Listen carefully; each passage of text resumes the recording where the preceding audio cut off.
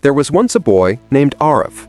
He lived in a small village surrounded by mountains, and every evening he would climb the tallest hill just to watch the wind move through the trees.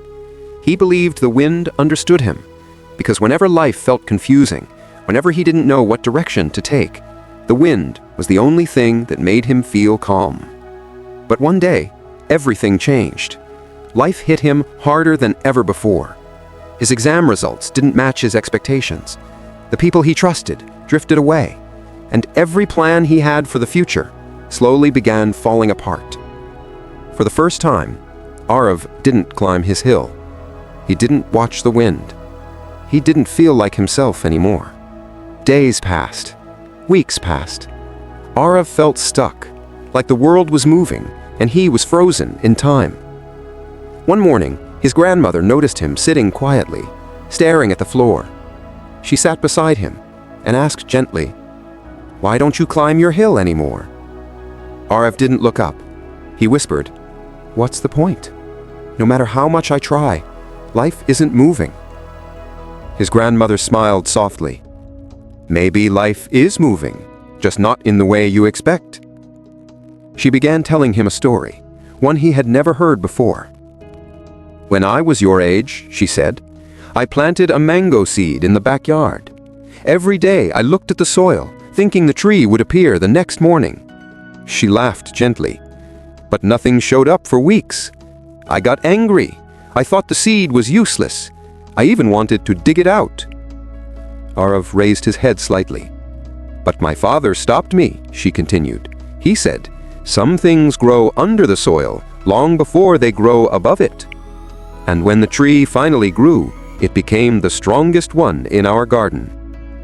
She looked at him and said, "You may feel like nothing is happening, Aarav, but maybe your life is growing underground."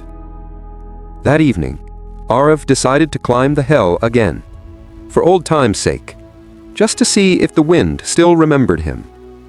When he reached the top, the wind brushed against his face, soft, familiar, comforting. But he noticed something strange. A large tree had grown at the edge of the hill, one he had never seen before. It was tall, strong, rooted deeply into the earth. He didn't know when it was planted or when it started growing. It must have taken years, yet he never noticed it. And for the first time, he understood what his grandmother meant. He sat under the tree and watched the village below. And the wind, as if speaking directly to him, whispered 3 silent truths. First, sometimes things grow in your life when you can't see them. Just because the result isn't visible doesn't mean the progress isn't happening. Second, not every slow season is a punishment. Sometimes life slows you down to strengthen you quietly, emotionally, mentally, spiritually, before it pushes you forward again. And third, you don't always need answers. Sometimes you just need presence. The presence of peace, the presence of patience, the presence of hope. Aarav didn't magically fix his life that day. He didn't suddenly know his purpose, but he understood one thing clearly. He wasn't stuck. He was becoming. Just like the tree, growing silently, slowly, deeply, before showing itself to the world. He walked home lighter, not because his problems disappeared, but because he knew they weren't useless. Life wasn't abandoning him. Life was preparing him. So if you're listening to this and you feel like you're stuck, like life isn't moving, like doors aren't opening, maybe, just maybe, you're in your underground season. Silent progress, hidden strength. You don't always need visible change to know that something is happening. Sometimes your roots are growing deeper so your future can grow taller. So don't lose hope. Don't quit your hill. Don't stop watching the wind. Life may feel quiet right now, but quiet doesn't mean empty. It means preparation. It means protection.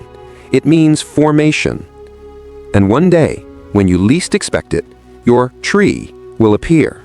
Stronger, taller, and more beautiful than you ever imagined. Until then, breathe, wait, grow, and never forget, the wind still remembers you.